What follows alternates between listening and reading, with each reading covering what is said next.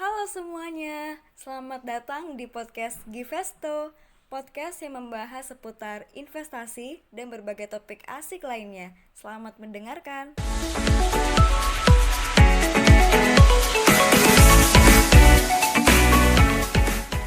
Halo Sobat Invest, gimana nih kabarnya? Baik-baik aja kan?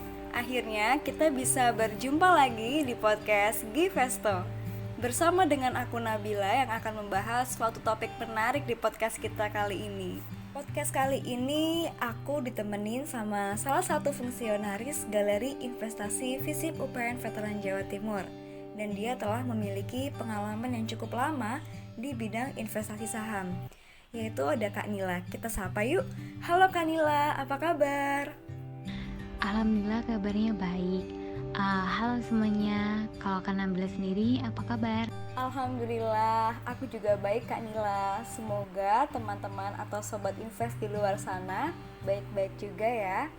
Oke Kak Nila, kita kan temanya hari ini membahas tentang investasi tipu-tipu dan investasi yang aman.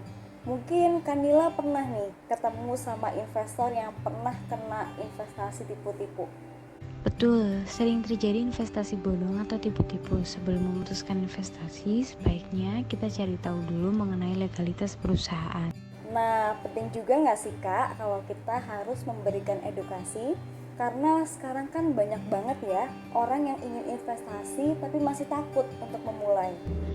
Iya, sangat penting karena kalau kita tidak berani mencoba, maka dari mana kita bisa memiliki pengalaman sekaligus pengetahuan berinvestasi.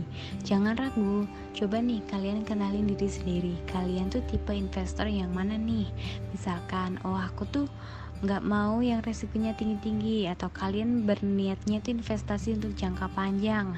Nah, nanti kalian bisa perdalam lagi untuk memutuskan mau berinvestasi kemana nantinya. Oke, terus kira-kira gimana nih Kak? Apa bedanya untuk investasi yang aman dan cara mencegah biar nggak kena investasi tipu-tipu? Untuk investasi yang aman, aku ada tips nih Kak Nabila. Yang pertama, jangan cepat tergiur dengan janji keuntungan yang tidak wajar. Contoh keuntungan yang wajar tuh misalkan di sekitar angka 5% keuntungan dari nilai investasi per bulan. Yang kedua, pastikan perusahaan telah memiliki izin dari salah satu lembaga yang berwenang. Contoh lembaga yang berwenang ada Bank Indonesia, Otoritas Jasa Keuangan, Badan Pengawas Perdagangan Berjangka Komoditi (Bapepti), dan Kementerian Koperasi dan UKM. Perlu diketahui juga nih bahwa SIUP, Surat Izin Usaha Perdagangan, bukan untuk melakukan penghimpunan dana masyarakat dan pengelolaan investasi. Atau juga ada tips lainnya nih Kak Nabila. Yang pertama, kenali profil investasi diri. Setiap orang memiliki profil investasi yang unik. Hal ini karena setiap orang punya tujuan investasi yang berbeda-beda, jangka waktu investasi yang tidak seragam, penerimaan terhadap risiko yang berbeda, serta pengharapan tingkat return yang berbeda juga. Yang kedua, pilih jenis dan produk sesuai kebutuhan. Kalau kita sudah mengenali diri kita sendiri, kita tipe investor yang mana, maka nantinya kita bisa memilih jenis produk investasi yang cocok dengan diri kita. 3. Perhatikan aspek legalitas. Pastikan sesuai dengan bidang usahanya. Setelah paham akan jenis produk investasi yang dibutuhkan, maka pada waktu akan membeli produk investasi harus dipastikan apakah lembaga yang menjual atau menawarkan produk tersebut telah memiliki izin usaha yang sesuai dengan bidang usahanya. Keempat, pahami siapa regulatornya. Pahami siapa regulator yang mengawasi perusahaan yang menjual dan menawarkan produk investasi. Hal ini dilakukan untuk berjaga-jaga jika suatu terjadi di masa yang akan datang. Yang kelima, baca dengan seksama ketentuan yang berkaitan dengan produk. Hal ini diperlukan untuk memastikan bahwa konsumen memahami secara lengkap hak dan kewajibannya, manfaat, biaya, dan risiko yang berkaitan dengan produk. Gimana nih jika dapat tawaran investasi berjangka atau komoditi? Nah, harusnya perusahaan tersebut sudah terdaftar di Bapepti. Namun, kalau kalian searching nama perusahaan tapi tidak ditemukan, maka tidak ada jaminan bahwa investasi tersebut merupakan investasi yang legal. Oh, begitu. Terus kalau misalnya masih bingung, itu kira-kira gimana ya Kak? Kalau masih ragu atau bingung, masyarakat bisa menanyakan langsung ke kontak regulator terkait seperti menelpon otoritas jasa keuangan. Kemudian juga bisa cek perizinan melalui website OJK atau menghubungi hotline OJK dengan nomor 1500655 atau email waspadainvestasi.ojk.go.id. Oh, jadi begitu tipsnya. Nah, Sobat Invest, seperti yang dijelasin Kanila tadi, banyak banget ya tips yang bisa Sobat Invest terapin untuk berinvestasi yang aman.